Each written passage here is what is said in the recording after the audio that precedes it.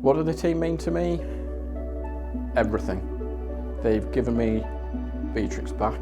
They've enabled her to have a life. They have been her family for the past 14 months. She was diagnosed with something called dilated cardiomyopathy, so her heart was enlarged and wasn't working as it should. B had to go up for surgery to have a Hickman line fitted to allow medications to be administered. We sat through waiting for that surgery to finish, and we were told to wait in a quiet room, pretty much like this one. Whilst we were in that room, we could hear alarms starting to sound, and we could hear people running and asking for bits of equipment. And we knew it was B, and she'd gone into cardiac arrest. And we could hear the team doing what they need to do to save her. And following some CPR and emergency interventions, the team managed to bring her back. And they saved her life at that point. But we were told she wouldn't make the night without some surgery to connect her to what they call a ventricular assist device, a machine essentially to help her heart pump. And there were no guarantees that this would be successful, but at that point in time it was the only chance of life that she had. Following that, she would need a heart transplant. We signed the paperwork and they took B away again. And roughly 8-9 hours later, she was out of theatre and in recovery. And during the surgery, the right side of her heart had failed. So both sides of her heart had tubes connected that ran out of her body through to the pump, doing the work of her heart for her and keeping her alive. And we, at this point in time, we hadn't seen that machine. We had no idea what this looked like.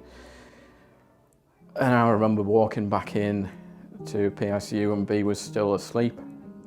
It was amazing and terrifying, horrifying, but also satisfying to see that she was alive.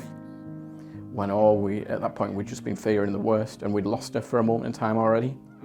But to see her still alive, mind-blowing. And to see this machine for the first time, mind-blowing stuff, absolutely mind-blowing. So after about a week, she was moved down to the ward, to the high dependency unit.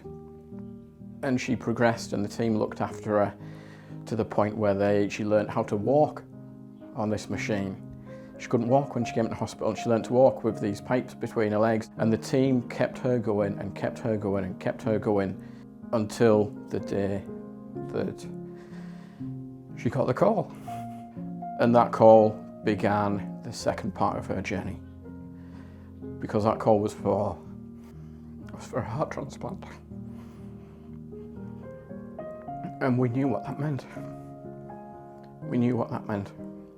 That somebody in the worst possible moment of losing their child had given their gift of life to allow another child, in this case B, to have a chance at life. And that, never be able to say thank you enough. Never ever have the words for that. And from there, it was starting the whole journey again. Would B survive the transplant surgery? Would her body reject the organ? Would the team be able to keep her going? And it was a period of intense recovery again. She was asleep for 10 days whilst the medical team monitored what was going on with her, kept her alive via various machines, kept that heart going. And amazingly, only 4 weeks after that 10-hour surgery, she was back at home. There's no words to describe that. You know, any parent watching this, hearing this, thinking about the loss or potential loss of their child, and having a team of people that have prevented that, have saved her from that many times over, and have then gifted her back to you to be able to take home, that's mind-blowing. That's amazing stuff. And I will never ever have sufficient words to express how I feel about that and my gratitude for that.